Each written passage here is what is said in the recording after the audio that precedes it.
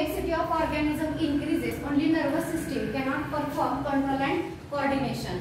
जेवढी complexity increase होत जाते तेवढी एकटी नर्वस सिस्टीम कंट्रोल कोऑर्डिनेशन करू शकत नाही. मग काय करावं लागतं, त्याच्या सोबत नर्वस सिस्टीम सोबतच आपल्या बॉडीमध्ये कोऑर्डिनेशन कॅरी आउट करण्यासाठी अजून एक सिस्टीम आहे जिला केमिकल कोऑर्डिनेशन असं म्हटलं जातं.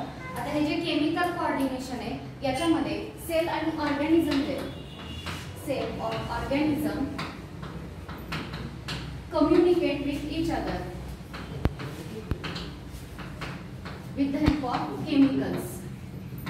ओके, कम्युनिकेशनचं मीनिंग तुम्हाला माहिती आहे, आपण सगळे एकमेकांशी कम्युनिकेशन करतो. तसंच आपल्या बॉडीमधल्या सेल ज्या आहेत त्या सेल किंवा एक ऑर्गॅनिझम दुसऱ्या ऑर्गॅनिझमशी, दोन वेगवेगळे ऑर्गॅनिझम किंवा एकाच ऑर्गॅनिझमच्या बॉडीमधल्या सेल्स ज्या आहेत या काय करू शकतात, एकमेकांशी कम्युनिकेट करू शकतात, इन शॉर्ट गप्पा मारू शकतात. आणि हे जे कम्युनिकेशन आहे हे केमिकल्सच्या मदतीने होत असतं. सो प्रत्येकाची लँग्वेज वेगळी आहे कम्युनिकेशनची. सो आपल्या बॉडीमध्ये सेलमध्ये जे कम्युनिकेशन आहे हे कोणाच्या मदतीने होतं, केमिकल्सच्या मदतीने हे कम्युनिकेशन कॅरी आउट केलं जातं. तुम्ही नर्वस सिस्टीम आणि एंडोक्राइन सिस्टीम मधला डिफरन्स तुम्हाला माहिती असेलच. नर्वस सिस्टीम खूप क्विक काम करते, म्हणजे एखादी गोष्ट समोर दिसली की झटकन, म्हणजे तुमच्या हाताला चटका बसला within a fraction of second तुमचा हात बाजूला झालेला असतो. सो खूप फास्ट डिसिजन घेतला जातो. हेच एंडोक्राइन सिस्टीमला ऍक्टिव्हेट व्हायला खूप वेळ लागतो. हा बेसिक डिफरन्स आहे नर्वस सिस्टीम आणि केमिकल सिस्टीम मध्ये. मात्र अजून एक इम्पॉर्टंट, नर्वस सिस्टीम फार वेळ काम करत नाही, लॉंग लास्टिंग नसते. डिसिजन घेतला, ऍक्टिव्हिटी केली, संपलं, तिचा इफेक्ट फार वेळ राहत नाही. मात्र एंडोक्राइन सिस्टीमने जे काही हार्मोन सिक्रेट केलेले असतात तर ते हार्मोन बराच वेळ त्याचं काम करत राहतात. सो त्याचा इफेक्ट जो आहे तो लॉंग लास्टिंग असतो. सो पुढे आपण नंतर डिस्कशन मध्ये एक्झाम्पल बघू जेणेकरून तुम्हाला कळेल की नक्की काय डिफरन्स आहे. सो याच्यामध्ये हार्मोन जे आहेत हे मेनली 4 टाईपचे असतात. तर त्याच्यावरून त्यांना कोणकोणत्या टर्म्स दिलेल्या आहेत त्या बघा. सो ऑटोक्राइन हार्मोन, सेकंड जे आहे ते पॅराक्राइन हार्मोन. ओके, ऑटोक्राइन आणि पॅराक्राइन यांचं मीनिंग काय आहे बघा. For example auto means cell. जी सेल हार्मोन सिक्रेट करते त्या हार्मोनचा इफेक्ट त्याच सेलवरती होतो. म्हणजे बघा, त्याच सेलनी हार्मोन सिक्रेट केला आणि ती त्या हार्मोननी स्वतःला स्टिम्युलेट करणार आहे. Okay, so hormone secreted by cell stimulate itself. Okay, for example ही सेल आहे, या सेलनी हार्मोन जो आहे तो सिक्रेट केलेला आहे. तर हा सिक्रेट केलेला हार्मोन कुठल्या दुसऱ्या सेलला बाइंड होणार नाहीये, तो त्याच सेलला बाइंड होणार आहे आणि याच सेलला स्टिम्युलेट करणार आहे, तिचं फंक्शनिंग जे आहे ते तो सुरू करणार आहे. सो असे जे हार्मोन असतात जे हार्मोन तीच सेल सिक्रेट करते आणि त्याच सेलचं फंक्शनिंग स्टिम्युलेट होतंय, अशा हार्मोन्सना ऑटोक्राइन हार्मोन असं म्हटलं जातं. नेक्स्ट आहे paracrine hormone. Paracrine hormone means hormone released by cell stimulate neighboring cell. या सेलने एखादा हार्मोन सिक्रेट केलेला आहे तर सिक्रेट केलेला हार्मोन तिच्या शेजारच्या नेक्स्ट सेलला बाइंड होईल आणि त्या सेलला स्टिम्युलेट करेल. असा जर हार्मोन असेल तर त्याला म्हटलं जातं पॅराक्राइन हार्मोन. नेक्स्ट आहे endocrine hormone. Endocrine hormone. Okay, endocrine hormone कशाला म्हटलं जातं तर cell releases secretion to stimulate distant cell. So hormone release stimulate distant cell. एखाद्या सेलनी हार्मोन सिक्रेट केलाय, फॉर एक्झाम्पल पिट्युटरी ग्लँड आपल्या ब्रेनच्या जवळ लोकेट झालेली आहे, तर पिट्युटरी ग्लँडने रिलीज केलेला हार्मोन आपल्या ओव्हरीवरती सुद्धा ऍक्ट करतो. सो ओव्हरी आणि पिट्युटरी ग्लँड यांच्यामध्ये डिस्टन्स भरपूर आहे. सो लॉंग डिस्टन्स सेलवरती जे ऍक्ट करतात त्या हार्मोनला म्हटलं जातं एंडोक्राइन हार्मोन. आणि सगळ्यात शेवटी दिलेले फेरोमोन्स.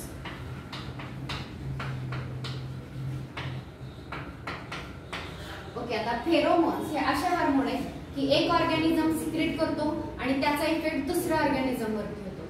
त्या एकाच ऑर्गॅनिझमच्या बॉडी मधल्या सेल वरती होत नाही. So pheromone organ releases secretion stimulate other organism. Okay, organism releases secretion which stimulate other organism. So याचे एक्झाम्पल आपण कॉकरोच घेऊ शकतो. कॉकरोच आपण स्टडी केलेला आहे डिटेल. मेल आणि फिमेल कॉकरोच वेगवेगळे असतात.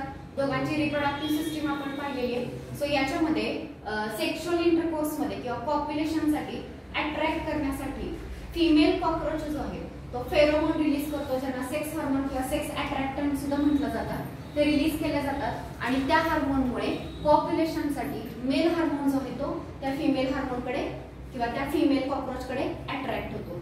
सो यावेळी फेरोमोन्स असे हार्मोन्स आहेत किंवा असं केमिकल आहे, रिलीज करणारा ऑर्गॅनिझम एक आहे आणि त्या हार्मोनचा किंवा त्या केमिकलचा इफेक्ट दुसऱ्या ऑर्गॅनिझम वरती होणार आहे. समजलं? सो रिलीज केलेलं केमिकल किंवा हार्मोन कोणावरती इफेक्ट दाखवते त्या बेसिस वरती आपण हे 4 टाइप केलेले आहेत. ऑटोक्राइन, पॅराक्राइन, एंडोक्राइन आणि फेरोमोन्स. याच्यामध्ये ऑटोक्राइन हार्मोन ज्या सेलने रिलीज केलेले आहेत तीच सेल किंवा त्याच सेलला ते स्टिम्युलेट करतात.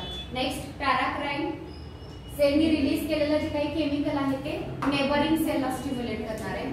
एंडोक्राइन हार्मोन जे रिलीज केले ते डिस्टंट सेलला स्टिम्युलेट करतात. एका सेलने रिलीज केलंय तिच्यापासून जी डिस्टंट लांब आहे तिला स्टिम्युलेट करेल. आणि फेरोमोन एका ऑर्गॅनिझमने रिलीज केलेला आहे तो दुसऱ्या ऑर्गॅनिझमला स्टिम्युलेट करेल. सो या बेसिस वरती आपण हे वेगवेगळे केमिकल सिग्नलिंग किंवा केमिकलचे वेगवेगळे प्रकार पाहिले. ऑटोक्राइन, पॅराक्राइन, एंडोक्राइन आणि फेरोमोन्स. सगळ्यांच्या लक्षात राहील? येस. आपल्या बॉडीमध्ये ज्या ग्लँड्स आहेत याचं क्लासिफिकेशन तुम्ही study of animal type tissue मध्ये structural organisation in animal tissue त्या लेसन मध्ये केलेलं आहे. तर ग्लँड्स आपण किती वेळी क्लासिफाय करतो? कुठले 2 प्रकार? एंडोक्राइन आणि एक्झोक्राइन. ते कोणत्या बेसिस वरती प्रकार आहेत? त्यांचं सिक्रेशन कॅरी करण्यासाठी डक्ट आहे किंवा नाही. ज्यांना डक्ट आहे त्यांना म्हणायचं एक्झोक्राइन आणि ज्यांना डक्ट नाही त्यांना म्हटलं जातं एंडोक्राइन. आणि अजून एक आपण पाहिलेलं आहे नंबर ऑफ सेलच्या बेसिस वरती युनिसेल्युलर आणि मल्टीसेल्युलर. युनिसेल्युलर मध्ये तुम्ही एक एक्झाम्पल शिकलेला आहे. Yes, goblet cell. Goblet cell आपल्या बॉडी मधली युनिसेल्युलर ग्लँड आहे. बाकी most of the gland multicellular आहे. So goblet cell alimentary canal मध्ये ट्रॅक मध्ये पाहायला मिळतात, ज्या म्युकस सिक्रेट करतात आणि त्या ट्रॅकला ल्युब्रिकेट करतात. बरोबर आहे? येस. सो याच्यामधल्या आपण एंडोक्राइन ग्लँड जे आहे ते इथे स्टडी करणार आहोत. पण काही बेसिक इन्फॉर्मेशन. एक्झोक्राइन ग्लँडला तिचं सिक्रेशन कॅरी करण्यासाठी डक्ट आहे, एंडोक्राइनला नाही. दुसरी गोष्ट, एक्झोक्राइन वेगवेगळ्या प्रकारच्या गोष्टी सिक्रेट करते. कोणकोणत्या माहिती आहे तुम्हाला? एक्झोक्राइनचे सिक्रेशन सलायव्हरी ग्लँड. एक्झोक्राइन आहे की एंडोक्राइन आहे? एक्झोक्राइन आहे. तिच्याकडे डक्ट असते. ओके. आणि त्या डक्ट मधून काय रिलीज होणार आहे? सलायवा. सो सलायव्हरी ग्लँड काय सिक्रेट करेल? सलायवा. Sweat gland. स्वेट ग्लँडला सुडोरिफेरस ग्लँड असंही म्हटलं जातं. ही स्वेट ग्लँड काय सिक्रेट करते? स्वेट. सेबॅशियस ग्लँड माहितीये? हा, स्किन मध्ये जी काय सिक्रेट करते? सीबम. लॅक्रिमल ग्लँड माहितीये का? आईज मध्ये आहे, टीयर सिक्रेट करते. अजून मॅमरी ग्लँड काय सिक्रेट करणार आहे? मिल्क. आलं लक्षात? मॅमरी ग्लँड ही मॉडिफाईड स्वेट ग्लँड आहे. स्वेट ग्लँड मॉडिफाय होते आणि मॅमरी ग्लँड डेव्हलप होते. त्यानंतर स्वेट ग्लँड कोणाकोणाकडे असतात? Reptiles, Aves, birds, mammals. Sweat Gland यापैकी कोणाकोणाकडे असतात? फक्त मॅमल्स कडे असतात. ते मॅमल्सचं कॅरेक्टरिस्टिक फीचर आहे स्वेट येणं. बर्ड्स मध्ये किंवा ऍम्फिबियन्स मध्ये आपल्याला पाहायला मिळत नाही. ते मॅमल्सचं फीचर आहे. आलं लक्षात सगळ्यांच्या? ओके. सो ह्या काही एक्झोक्राइन सिक्रेशन आणि तुम्हाला ग्लँडचे नेम सांगितले. इथपर्यंत कळलं का? लिव्हर कसले ग्लँड आहे? दोन्ही पण आहे. एंडोक्राइन. लिव्हर शिकलाय तुम्ही आधी? कधी शिकला? मिक्स ग्लँड आहे. पॅनक्रियास मिक्स ग्लँड आहे. पॅनक्रियास मिक्स ग्लँड आहे, लिव्हर मिक्स ग्लँड नाही. आता नीट ऐका. लिव्हर ही आपल्या बॉडी मधली लार्जेस्ट ग्लँड आहे. मग तुम्ही एंडोक्राइन घ्या, एक्झोक्राइन घ्या, सगळ्यांमध्ये मिळून जर तरी लिव्हरचं वेट जवळपास 1.5 kg 1.5 किलो पर्यंत असतं. ओके, सो सगळ्यात largest gland in exocrine as well as in endocrine कोण आहे? लिव्हर. ओके, लिव्हर ही आपल्या बॉडीमध्ये सगळ्यात जास्त डायव्हर्सिटीमध्ये फंक्शन्स कॅरी आउट करते, माहितीये? येस. मग ही लिव्हर कशी काय एक्झोक्राइन ग्लॅड काय सिक्रेट करणार आहे? लिव्हर ग्लॅंड आहे म्हणजे सिक्रेट करेल ना काहीतरी. जसे मी आता तुम्हाला सांगितलं टियर ग्लॅंड टियर, सलायव्हरी ग्लॅंड सलायवा, बरोबर का? स्वेट ग्लॅंड स्वेट, सेबॅशियस ग्लॅंड सेबम किंवा ऑइल. तसं लिव्हर काय सिक्रेट करेल? बाईल ज्यूस. गॉल ब्लॅडर माहितीये? लिव्हरने सिक्रेट केलेला बाईल ज्यूस गॉल ब्लॅडर मध्ये स्टोअर होतो आणि मग तो कुठे रिलीज होतो? स्मॉल इंटेस्टाइनचा डिओडेनम माहितीये का? त्या रिजन मध्ये. आठवतंय का सगळ्यांना? पॅनक्रियास आठवला? ती मिक्स ग्लॅंड आहे, endocrine as well as exocrine. तिचा एंडोक्राइन पार्ट कोणता? Islets of Langerhans. त्यात बीटा, अल्फा आणि डेल्टा हे सगळं या लेसन मध्ये रिपीट होणार.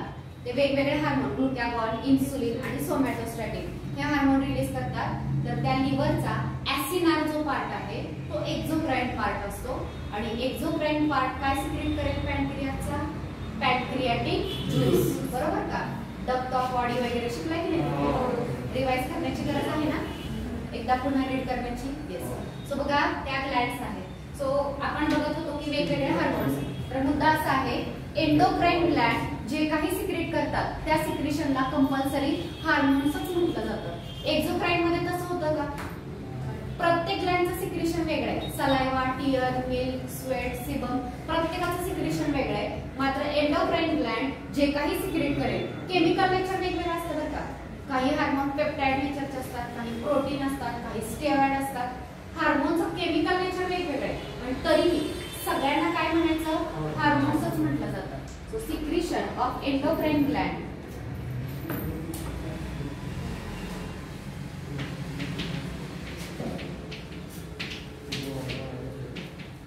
So first thing endocrine gland ductless gland आहे. नेक्स्ट एंडोक्राइन ग्लॅंडचं जे काही सिक्रेशन आहे त्या सिक्रेशनला आपण कंपल्सरी काय म्हणतोय? त्यांना हार्मोन्स असं म्हटलं जातं. ऍक्च्युअली हार्मोन मिसनॉमर आहे म्हणजे चुकीचं नाव आहे. का चुकीचं नाव आहे? कारण हार्मिंग या वर्ड पासून हार्मोन हा वर्ड डिराइव्ह झाला आणि त्याचं मीनिंग काय होतं? टू स्टिम्युलेट, दुसऱ्याला स्टिम्युलेट करणं. पण हार्मोन प्रत्येकच वेळी दुसऱ्याला स्टिम्युलेट करेल असं होत नाही. काही हार्मोन असेही असतात जे फंक्शन इनहिबिट सुद्धा करतात, फंक्शनिंग थांबवतात सुद्धा. प्रत्येकच वेळी ते स्टिम्युलेट करत नाही तरीही त्याला हार्मोन असं नेम दिलेले. So it is misnomer. त्यानंतर नेक्स्ट बघा हे जे हार्मोन्स आहेत हे एंडोक्राइन ग्लॅंडने सिक्रेट केलेल्या सिक्रेशनला आपण हार्मोन म्हणतोय. त्या ग्लॅंडला डक्ट आहे. मग तिचं सिक्रेशन कसं सिक्रेट करणार? कारण पिट्युटरी ग्लॅंड मी सांगितलं ब्रेनकडे, ओव्हरीज ॲब्डॉमिनल कॅव्हिटीमध्ये. तिथलं सिक्रेशन ओव्हरीज पर्यंत कसं पोहोचणार? They secrete their secretion into the blood. ते त्यांचं सिक्रेशन ब्लड मध्ये रिलीज करतात. त्या ब्लड मधून हे सिक्रेशन कुठे कॅरी केलं जाईल? एंटायर बॉडी मध्ये. सो सिक्रेशन इज कॅरीड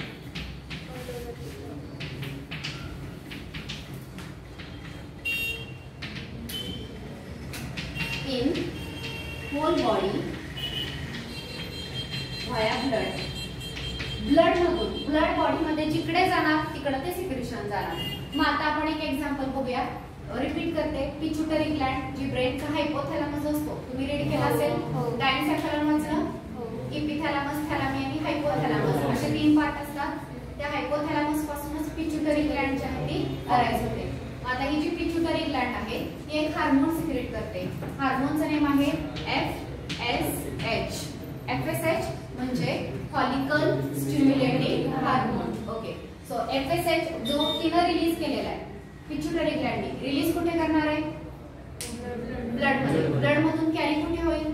पूर्ण बॉडी मध्ये. मग तर FSH कुठेही काम करू शकतं ना. म्हणजे तिथून रिलीज केल्यानंतर तो ब्रेन कडे गेला, सपोज लेग्स कडे गेला, लिव्हर कडे, सगळीकडे गेला. मग तो कुठल्याही कोणाही वरती काम करू शकतो असं होऊ शकतं ना. तर तसं होत नाही. तो जो हार्मोन आहे तो टार्गेट स्पेसिफिक असतो. So hormone is target specific.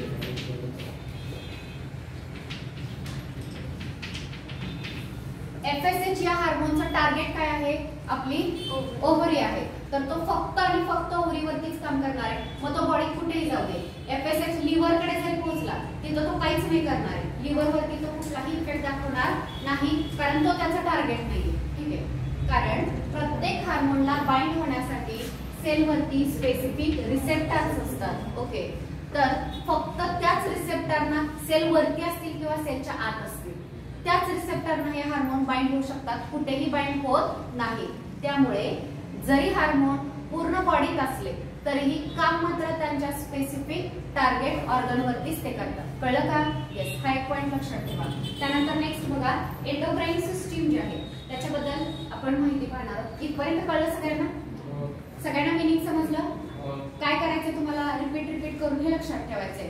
काय बघितलं आपण? ऑटोक्राइन, पॅराक्राइन, एंडोक्राइन आणि फेरोमोन्स. हे वर्ड लक्षात ठेवले पाहिजेत. पहिले वर्ड लक्षात राहिले तर कन्सेप्ट ज्याला कळलेली आहे त्याला मिनिंग सांगता येईल. ऑटो सेल्स त्या सेलवरती ऍक्ट करतात, पॅरा नेव्हर, एंडो डिस्टन्स आणि फेरो नेक्स्ट दुसऱ्या ऑर्गनवरती काम करेल. कळलं?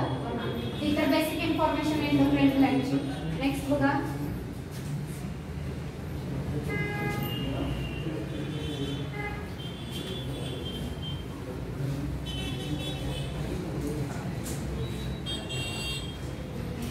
next are the properties of hormone.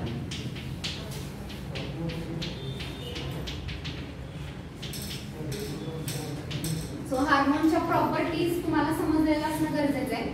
जर बोर्ड एक्झामला विचारायचं झालं तर प्रॉपर्टीज वरती 2 मार्कचा क्वेश्चन असू शकतो आणि नीटचा जर विचार केला तर तुम्हाला प्रॉपर्टीज माहिती पाहिजे, कळलेल्या असल्या पाहिजे तर तुम्हाला आन्सर देता येईल. सो प्रॉपर्टीज ऑफ हार्मोन, त्याच्यामध्ये फर्स्ट बघा,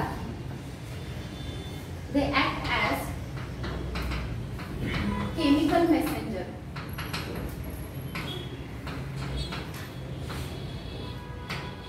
केमिकल मेसेंजर म्हणून काम करतात, मेसेज कॅरी करतात. ओके, एकाकडून दुसऱ्याकडे. जसं की पिट्युटरी ग्लँडनी FSH हा हार्मोन रिलीज केला. इन शॉर्ट पिट्युटरी ग्लँडला कोणाला काहीतरी सांगायचे. कोणाला सांगायचे? ओव्हरीला सांगायचे. FSH ह्या हार्मोनच्या माध्यमातून ती सांगणार आहे आणि ती काय सांगणार आहे? FSH रिलीज झाला त्याचा अर्थ त्या ओव्हरीमध्ये फॉलिकल म्हणजे एग डेव्हलप व्हायला सुरुवात होईल. इन शॉर्ट पिट्युटरीने ओव्हरीला सांगितलं की एग डेव्हलप करायला सुरुवात कर आणि हे कोणाच्या माध्यमातून? केमिकलच्या माध्यमातून. So hormones act as chemical messenger. ते केमिकल आहेत आणि मेसेज कॅरी करतात. Hence they are chemical messenger. Next, they are effective in very low concentration. Hormones खूप कमी कॉन्सन्ट्रेशन मध्ये सुद्धा त्यांचा परिणाम दाखवतात. सो लो कॉन्सन्ट्रेशन मध्ये सुद्धा हे इफेक्टिव्ह असतात. नेक्स्ट बघा, they functions as a regulator. Functions as regulator. तर रेग्युलेटर या वर्डचं मिनिंग काय होऊ शकतं? जसं की आपल्या फॅनला रेग्युलेटर असतो. रेग्युलेटरने तुम्ही स्पीड वाढवू शकता, तसंच कमी पण करू शकता आणि थांबवू पण शकता. बरोबर का? सो इथं तेच मिनिंग आहे. रेग्युलेटर जो आहे याचा अर्थ इट कॅन इनहिबिट, म्हणजे एखाद्या ऑर्गनचं फंक्शनिंग थांबवू शकतो किंवा स्टिम्युलेट करू शकतो किंवा मॉडिफाय करू शकतो. ओके, इनहिबिट जे चालू आहे ते थांबवू शकतो. ठीक आहे. फॉर एक्झाम्पल, इन्सुलिन हार्मोन जर सिक्रेट झाला तर इन्सुलिनमुळे ग्लुकोजचा अपटेक स्टिम्युलेट झाला. ग्लुकोज घ्यायला फास्ट सुरुवात केली. ठीक आहे, स्टिम्युलेशन झालं. ग्लुकोजचं सिक्रेशन थांबलं तर ग्लुकोजचा अपटेक काय होतो? इनहिबिट होतो. आणि मॉडिफाय करणं म्हणजे काय? फंक्शनिंग चालू आहे थोड्याफार प्रमाणात, ते अजून चांगलं व्हावं, बेटर व्हावं, मॉडिफाय व्हावं. सो 3 वेळी काम करतात. एक, हार्मोन रेग्युलेटर्स म्हणून काम करतात आणि रेग्युलेशन किती प्रकारे करू शकतात? एक, ते दुसऱ्या ऑर्गनचं फंक्शनिंग इनहिबिट करू शकतात किंवा स्टिम्युलेट करू शकतात किंवा मॉडिफाय करू शकतात. ओके, त्यानंतरचा नेक्स्ट प्रॉपर्टी बघा, it interact with receptors present in cell membrane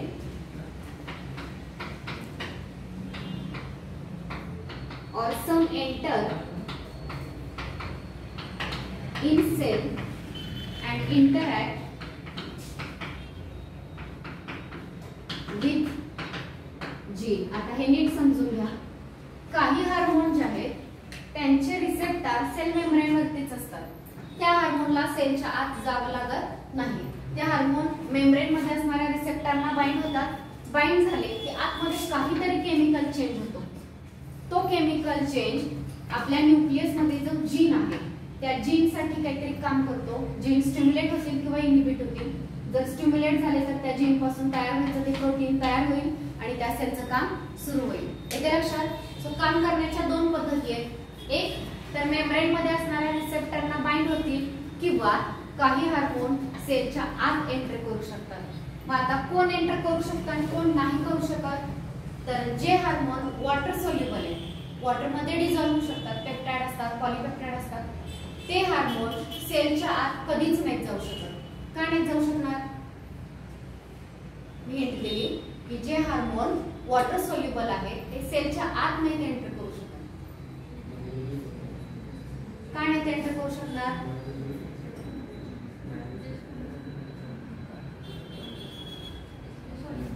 कारण परमिएबल सेल मेम्ब्रेन कशाची बनलेली असते आपली? Cell structure and organisation 11. Cell membrane कोणत्या केमिकलची बनलेली आहे? सॅंगर अँड निकोलसन असं काहीतरी नाव सुचलं का? Singer and Nicolson. हा काय कोण आहे? त्यांनी काय केलं? हा फ्लूइड मोझाइक मॉडेल कशाचं बनलेलं आहे? मेम्ब्रेनचं ते मॉडेल आहे ना, फ्लूइड मोझाइक मॉडेल. मग ते मेम्ब्रेन कशाचं बनलेलं आहे? लिपिडचा बायलेयर असतो बरोबर का? हेड आणि टेल ते स्ट्रक्चर काढून दाखवलेलं. हा तर आपलं मेम्ब्रेन कशाचं बनलेलं आहे? लिपिडचं. ज्या गोष्टी वॉटर मध्ये डिझॉल्व्ह होऊ शकतात त्या लिपिड मध्ये डिझॉल्व्ह होतील का? नाही होणार. सो ज्या वॉटर सोल्युबल गोष्टी आहेत ते या लिपिडचं बॅरियर क्रॉस करून आत जाऊ शकत नाही. मात्र काही स्टेरॉइड हार्मोन असतात म्हणजे जे लिपिड मध्ये डिझॉल्व्ह होऊ शकतात असेही हार्मोन आहेत. ते हार्मोन मात्र सेलच्या आत एंटर करतात, न्यूक्लियस पर्यंत पोहोचतात, न्यूक्लियस मध्ये जीनला बाइंड होतात आणि त्यांचं फंक्शनिंग स्टार्ट करतील किंवा इनहिबिट करतील. आलं लक्षात. सो हार्मोन किती वेळी काम करतात? 2. काही हार्मोन सेल मेम्ब्रेन मध्ये असणाऱ्या रिसेप्टर्सना बाइंड होतात तर काही हार्मोन सेलच्या आत एंटर करू शकतात आणि सेलच्या आतमध्ये असणाऱ्या रिसेप्टरना बाइंड होऊन काम करू शकतात. समजलं का? एवढं समजलंय? फर्स्ट काय सांगितलं? Hormones are the chemical messenger. Next they are effective at very low concentration also. Next they function as a regulator. It means they can inhibit or stimulate or can modify functioning of organ or cell. Next they interact with receptors present in the cell membrane or some hormone can enter in the cell and interact with gene. काही hormone सेलच्या आत सुद्धा enter करू शकतात आणि gene बरोबर ते react करू शकतात. हे कळलंय सगळ्यांना? कळलं हे? येस. त्यानंतर नेक्स्ट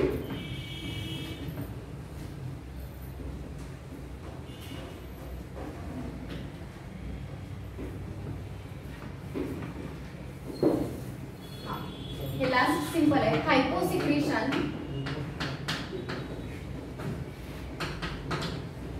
और हाइपर सिक्रेशन causes disorder. त्याचं मीनिंग काय होईल? मीनिंग सांगा. हा हार्मोनचं जास्त सिक्रेशन झालं तरी पण डिसीज होतो आणि हार्मोन खूप कमी सिक्रेट झाला किंवा सिक्रेट नाही झाला तरी सुद्धा डिसीजेस होतात. जसं की बेस्ट एक्झाम्पल तुम्हाला माहिती आहे, इन्सुलिन हा हार्मोन जर सिक्रेट नाही झाला तर कोणता डिसीज होतो? डायबिटीज. बरोबर का? सो हार्मोनचं सिक्रेशन नाही झालं तरी डिसीज होतात आणि हार्मोन प्रमाणापेक्षा जास्त सिक्रेट झाले तरी सुद्धा प्रॉब्लेम होतात. जसं की ग्रोथ हार्मोन. ग्रोथ हार्मोन जर सिक्रेट झाला तर आपली ग्रोथ होणार आहे. अजिबात नाही सिक्रेट झाला तर कमी राहणार, हाईट वगैरे कमी राहणार आणि प्रमाणापेक्षा जास्त सिक्रेट झाला तर लिमिटपेक्षा जास्त हाईटची व्यक्ती वाढलेली असते. समजलं सगळ्यांना? हा म्हणजे खूप कमी सिक्रेट होऊन सुद्धा चालत नाही, खूप जास्तही चालत नाही. दोन्ही केसमध्ये त्याचे इफेक्ट किंवा डिसीजेस होतात. सो आपण कधी कधी ट्रीटमेंट घेताना मेडिसिन्स घेतो तर काही मेडिसिन जे त्याच्यामध्ये हार्मोन्स असतात, रिप्रोडक्शन मध्ये आपण स्टडी करणार आहे तर असे हार्मोन जे आहेत हार्मोनच्या टॅबलेट जास्त घेणं सुद्धा चांगलं नसतं कारण त्याचे इफेक्ट आपल्या बॉडीवर होतात. त्यानंतर नेक्स्ट बघा, दे cannot be reuse. They cannot be reuse. Catalyst सगळ्यांना माहिती आहे. कॅटलिस्ट काय असतो?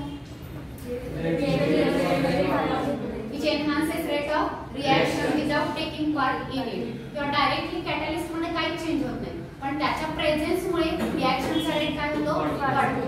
हा, मग तसे हार्मोन पण काहीतरी रिॲक्शन वाढवतील, कमी करतील.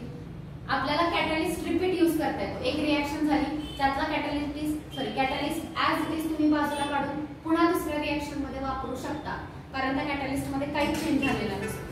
हार्मोनचं तसं नाहीये.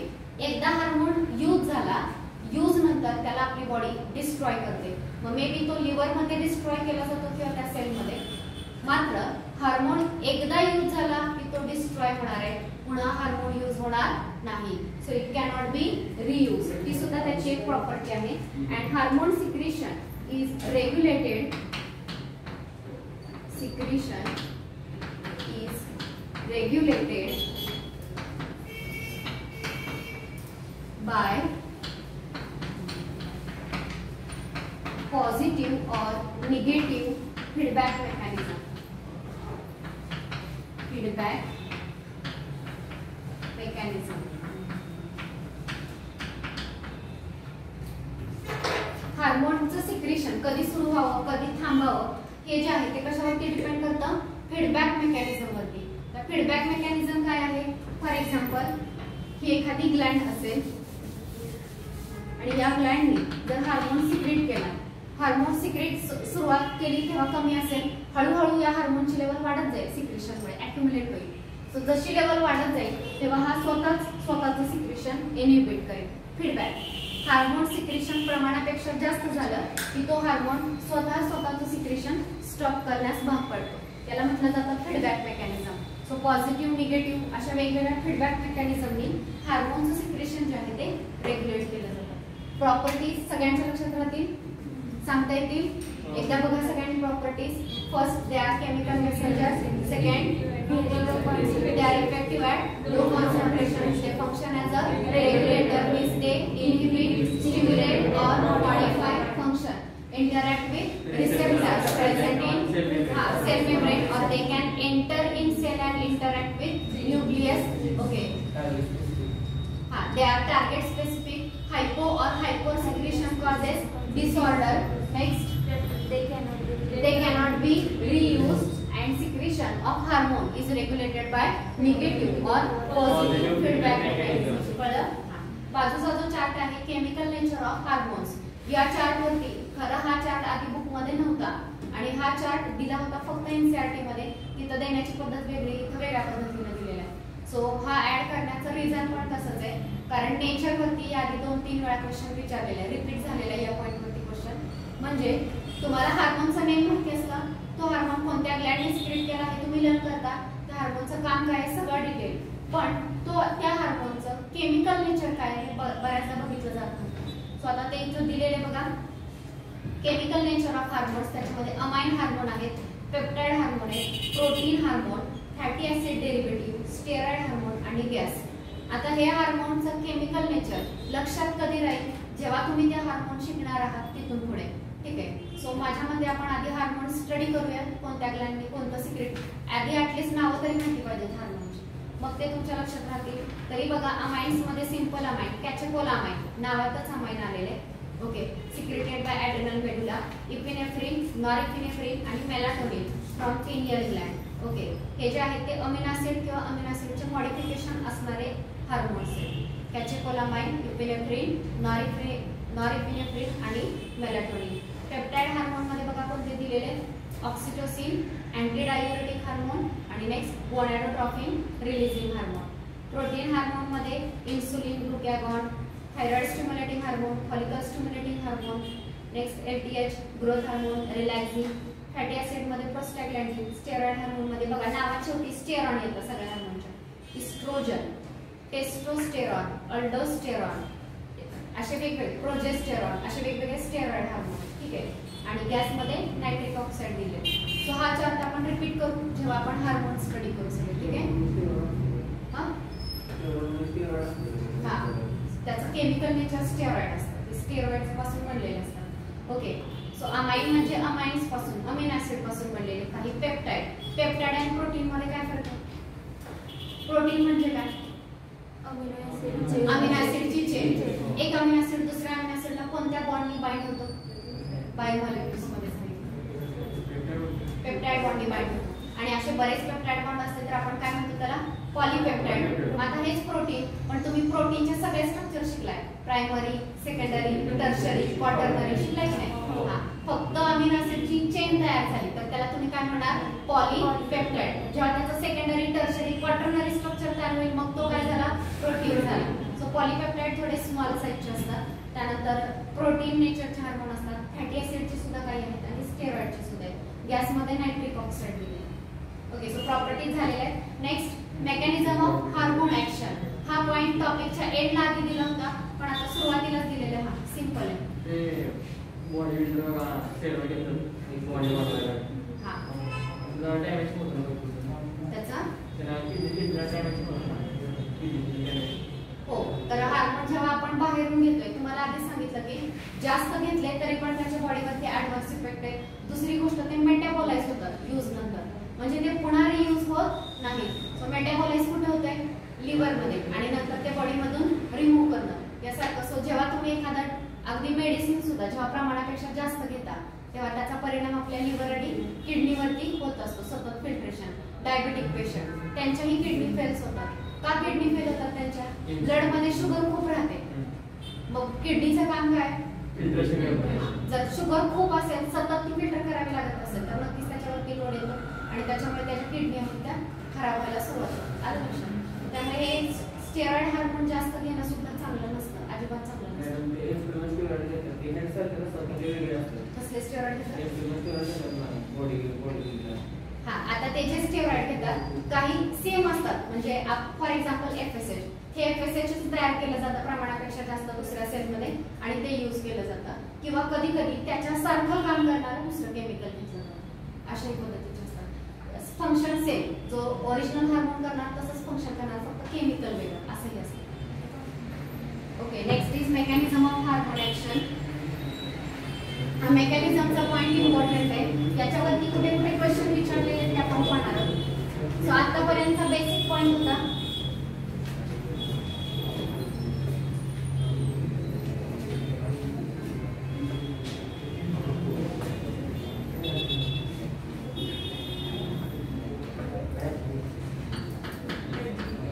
Mechanism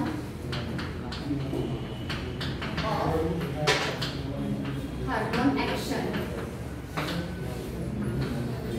okay, so hormone action जो मेकॅनिझम आहे, बोलू नका, तर हे दोन मेकॅनिझम आपण इथं स्टडी करणार आहोत. Mode of hormone action through membrane receptor and mode of action through intracellular receptor. So आधीच आपण प्रॉपर्टीज मध्ये स्टडी केलं की हार्मोन जे आहे ते दोन वेळी काम करतात. एक सेल मेम्ब्रेन मध्ये जे रिसेप्टर आहेत त्यांना बाइंड होऊ शकतात किंवा सेलच्या आत एंटर करून सेलच्या आत जे रिसेप्टर्स आहेत त्यांना सुद्धा बाइंड होऊ शकतात. ओके, सो याच्यामध्ये काय काय पॉइंट आहेत जे तुम्हाला लक्षात ठेवणं गरजेचं आहे. बघा, त्याच्यामध्ये first, they R released in very small quantity.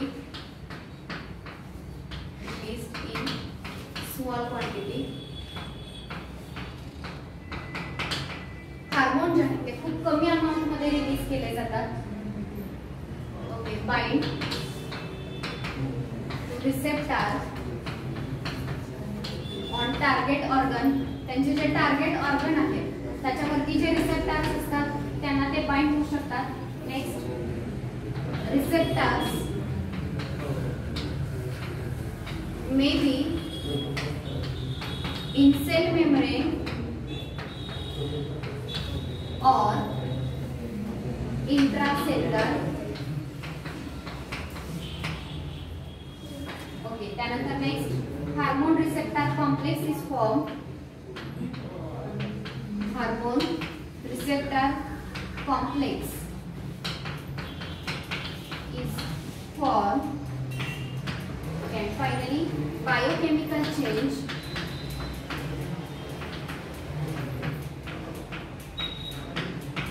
occur in target cell. Okay, हे पॉइंट बघा. पहिली गोष्ट, हार्मोन रिलीज होताना खूप कमी अमाउंट मध्ये, स्मॉल क्वांटिटी मध्ये रिलीज होतात. Second thing, they bind to the receptor on target organ. So तुम्हाला हे आधीच मी सांगितलं की कुठेही हार्मोन पूर्ण बॉडीमध्ये प्रेझेंट आहे, सो ते कुठेही बाइंड होतील असं होणार नाही. पर्टिक्युलर जे टार्गेट ऑर्गन आहे त्याच्यावरती जे रिसेप्टर्स असतात फक्त त्यांनाच बाइंड होऊ शकतात. नेक्स्ट हे जे रिसेप्टर्स आहेत ते सेल मेम्ब्रेन मध्ये असू शकतात किंवा इंट्रासेल्युलर सेलच्या आतमध्येही रिसेप्टर असू शकतात. समजा ही मेम्ब्रेन आहे आणि हा मेम्ब्रेन मध्ये असणारा रिसेप्टर आहे.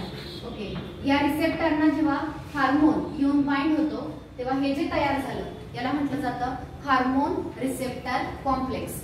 हार्मोन रिसेप्टर कॉम्प्लेक्स असं म्हटलं जातं. एकदा हार्मोन रिसेप्टर कॉम्प्लेक्स तयार झाला की या टार्गेट सेल मध्ये काय होतो, केमिकल चेंज होतो आणि पुढचं जे काही फंक्शनिंग आहे ते कॅरी आउट केलं जातं. पॉइंट लक्षात राहतील. First, hormones are released in very small quantity. Second, they bind to the receptor only on the target organ. Next, receptor are of two types. Receptors may be present in cell membrane or they may be present inside the cell, intracellular. Okay, when hormone bind to the receptor, whatever complex is formed, it is called as hormone receptor complex. And as soon as hormone receptor complex is formed, there is biochemical change in the target cell. त्या सेलच्या आतमध्ये biochemical change जो आहे तो घडून येतो. समजलं? हां, आता त्यातला फर्स्ट जी मेथड दिलेली आहे तर ती आहे mode of hormone action through membrane receptor. Mode of hormone action through membrane receptor.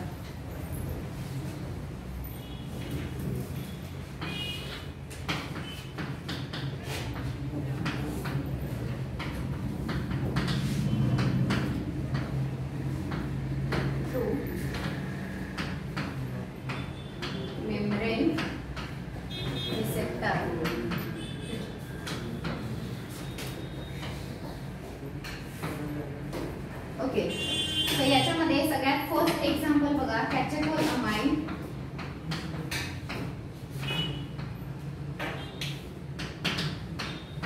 Okay, त्यानंतर पेप्टाइड अँड पॉलीपेप्टाइड.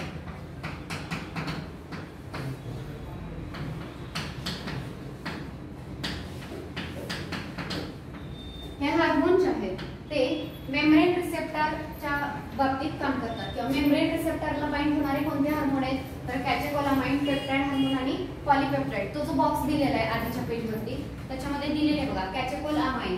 ओके, तर हे सिंपल अमाइन आहे. ॲड्रेनल मेडुला कडून सिक्रेट. ॲड्रेनल मेडुला म्हणजे काय? ॲड्रेनल ग्लँड नाव ऐकलंय? कुठे असते? किडनीच्या वरती ही ग्लँड प्रेझेंट असते आणि याच्यामध्ये सपोज ही ॲड्रेनल ग्लँड आहे तर पुन्हा तिचे दोन पार्ट पडतात. एक असतो मेडुला आणि दुसरा असतो कॉर्टेक्स. जो बाहेरचा पार्ट आहे त्याला म्हणायचं कॉर्टेक्स आणि आतला जो आहे तो मेडुला. कॉर्टेक्सचे हार्मोन वेगळे असतात आणि मेडुलाचे वेगळे. कॅचेकोलामाइन हा जो हार्मोन आहे तो ॲड्रेनल ग्लँडचा मेडुला हा जो रिजन आहे तो सिक्रेट करतो. तर हा कॅचेकोलामाइन. त्यानंतर दुसरे कुठले दिले? Peptide hormone. ओके, पेप्टाइड आणि दुसरे पॉलीपेप्टाइड. हे जे हार्मोन आहेत हे मेम्ब्रेन रिसेप्टरना बाइंड होतात. हे हार्मोन सेलच्या आत एंटर करू शकत नाहीत. का नाही एंटर करू शकणार? का नाही करू शकणार? Because they are not lipid soluble. हार्मोनला जर सेलच्या आत एंटर करायचं असेल तर लिपिड जे आहे मेम्ब्रेन मध्ये त्यात काय होत आलं पाहिजे? डिझॉल्व्ह होत आलं पाहिजे तर ते आत जाऊ शकणार आहेत, एंटर करू शकणार आहेत. हे हार्मोन लिपिड सोल्युबल नाहीत त्यामुळे सेलच्या आत एंटर करत नाहीत. नेक्स्ट बघा, they are non steroid water soluble.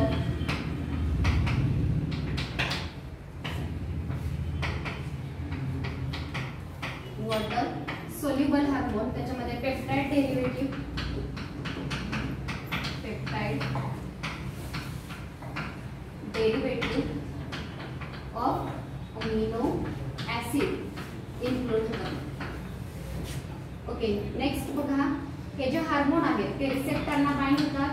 आता हे फ्लो चार्टच्या फॉर्म मध्ये लक्षात ठेवा. Bind two receptor in membrane. Membrane मध्ये जो रिसेप्टर आहे त्याला बाइंड होतील. त्याला बाइंड झाले की काय काय होणार? हार्मोन रिसेप्टर कॉम्प्लेक्स तयार होईल. हार्मोन रिसेप्टर कॉम्प्लेक्स जर तयार झाला तर त्या कॉम्प्लेक्स मुळे ॲडेनाइन सायक्लेज जे आहे ते रिलीज केलं जातं. हे एक एन्झाइम आहे. When hormone receptor complex is formed, adenylate cyclase is released.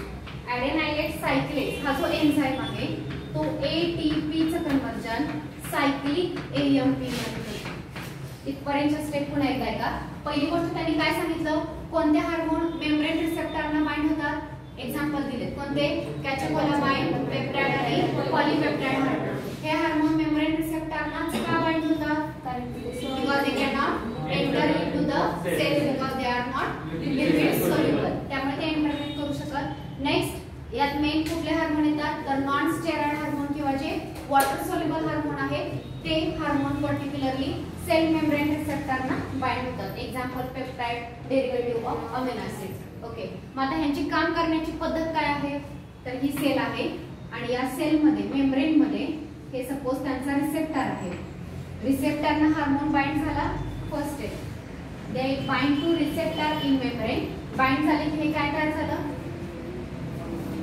Hormone receptor complex तयार झाला. हार्मोन रिसेप्टर कॉम्प्लेक्स तयार झालं की आतमध्ये एक एन्झाईम तयार होतं, कोणतं, ॲडेनायलेट सायक्लेज. हे एन्झाईम तयार होतं. हे जर एन्झाईम तयार झालं तर सेलमध्ये जो ATP आहे त्याचं कन्वर्जन कशात होतं, सायक्लिक AMP मध्ये होतं. या पॉइंट वरती क्वेश्चन नीटला विचारलेला आहे. काय क्वेश्चन विचारलाय ते बघा. याच्यामध्ये जो सायक्लिक AMP आहे हा सेकंड मेसेंजर आहे. नेक्स्ट आहे cyclic AMP act as second messenger. मुलांना बोलू नका, नीट ऐका, या पॉइंटला अंडरलाईन करून ठेवा. Cyclic AMP act as second messenger. Second messenger का म्हटलंय, कारण पहिला मेसेंजर कोण आहे, हार्मोन आहे. मग पहिला मेसेज आणला हार्मोननी, हार्मोन आला, हार्मोन रिसेप्टर कॉम्प्लेक्स तयार झाला की आत काय तयार झाला, ॲडेनायलेट सायक्लेज, आणि त्याच्यामुळे काय तयार झालं, ATPचं कन्वर्जन.